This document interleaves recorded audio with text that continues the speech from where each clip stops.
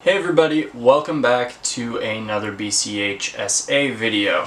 Now, today's video is going to be a little different. I got sent in a submission from a follower, and this follower wishes to remain anonymous. Now, the reasoning behind that will become apparent once I tell the story. But this follower did send in their story for what happened to them and what caused them to develop a mental disorder, something that has actually been diagnosed with this person. And I do know this person personally, and it does affect them on a day-to-day basis. It is a big part of who they are, and they've dealt with it for a very, very long time. And once I tell the story, you'll understand why it is such a big part of their life and why it has affected them in the way that it has. Now, the way I'm going to tell this story is actually by reading it. I got submitted a Google Doc from this person, and that is how I am going to share the story. So, disclaimer, I'm going to be reading a lot, so bear with me. It's a fairly long story, but it is very impactful, and to the person who submitted it, this took unbelievable strength, and I can't credit you enough for being brave enough to open up about this to me and allowing me to tell your story. And it is completely understandable that you want to remain anonymous. Again, before I get into this, I want to remind all you guys that it is okay to be afraid to tell your story. It's okay to, have nerves and to not be completely comfortable with everybody knowing what you've been through. But part of the healing process, in my experience at least, is to open up to people.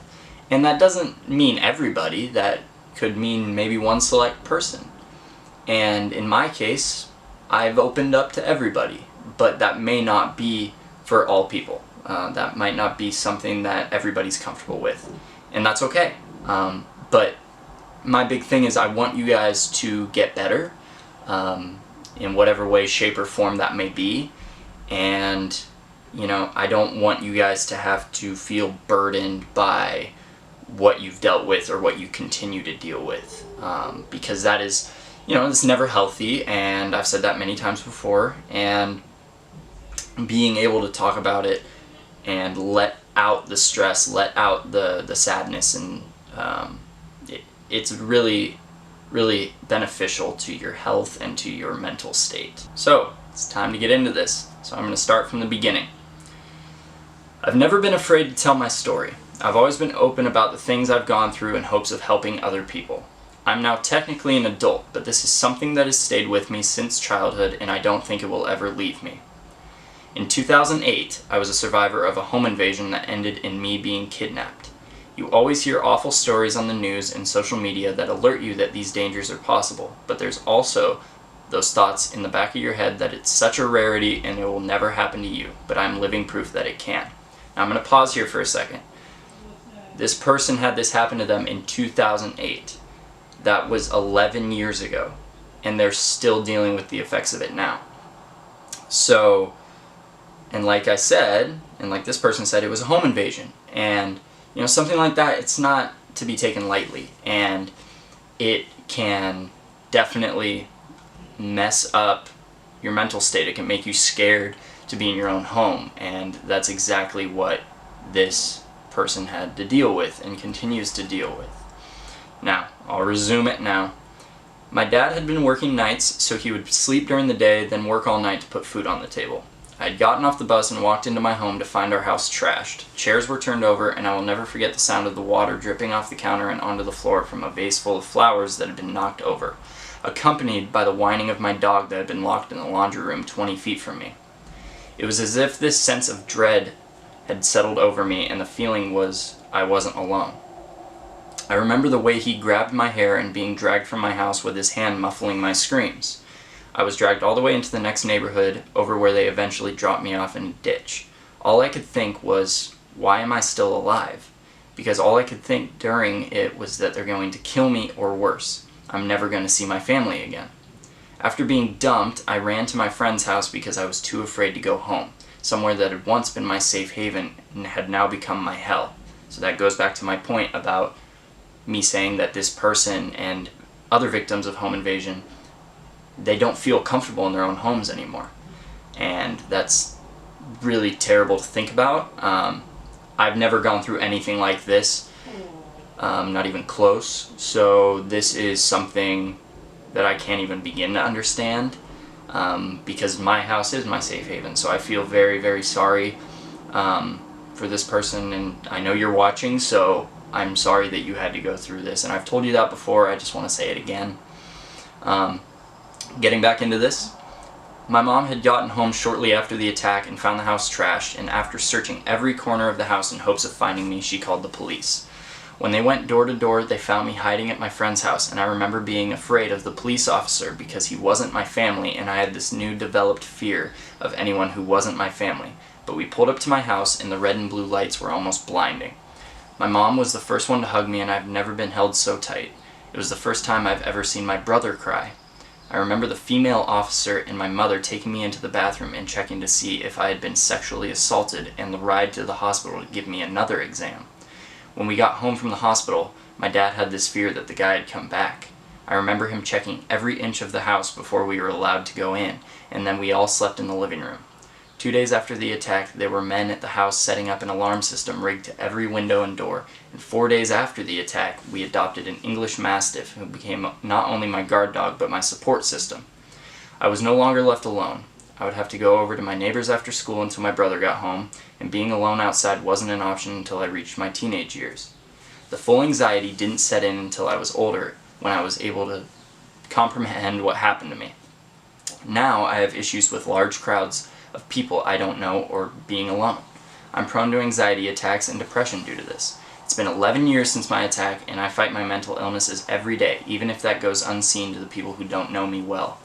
My dad still tells me he blames himself and that it happened on his watch, and the fact that the guy was never caught leaves a feeling of injustice and only worsens the anxiety. There are over 200,000 cases of child kidnapping in the US alone each year, which averages to almost 2,000 per day. Most of these cases are of a family member abduction, but 100 cases per year are classified as abduction by strangers. The anxiousness I go under when I see a child alone or no one watching them is something I wish no one else ever has to experience, and I want people to know that you can survive something so vicious. It's okay to lean on the people closest to you and to ask for help. Your anxiety and depression are not a burden, and it's okay to feel like it only makes you stronger. I'm here to show you that you're not alone and that you can survive. So fight for those around you, for the people you love, and most importantly for yourself. Don't let your attackers win. Now, again, I want to thank the submitter of that story for sharing that very powerful message, especially at the end there, because this person did go through something that is really, really terrible to think about and would be terrible to go through, and they made it out, luckily, and they feel the effects of it still.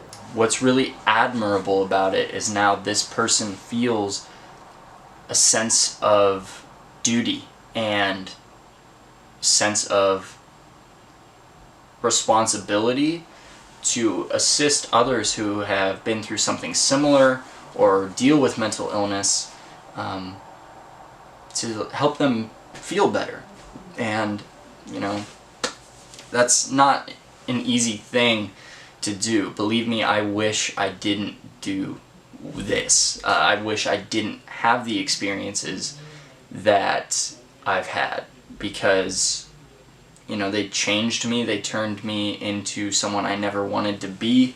I have thoughts every day that I wish I didn't have, and you know, it's scary what trauma and losing people and losing yourself can do to you.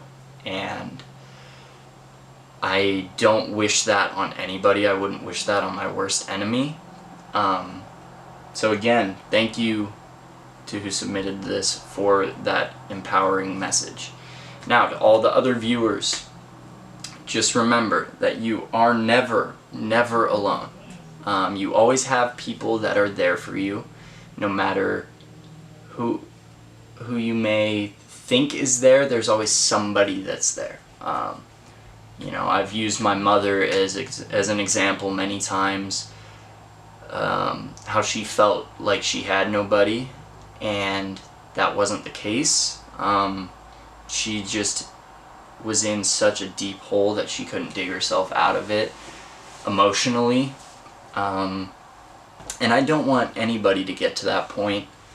So again, if you need to talk to somebody and you don't feel comfortable talking to your parents or to a therapist or to a counselor, I'm always here, and the other members of this organization are always here. And I've gotten a good amount of messages and comments about this, and it makes me feel like, however small it may be, that there is a difference being made, and that's why I'm going to keep doing it as much as I possibly can, because if I can contribute to lowering suicide rates and making people feel better, however small it may be, however small that difference may be, I'll feel a lot better, knowing that there are people who have been affected positively by what we are doing here. So don't feel like if you need to message me that you're bothering me.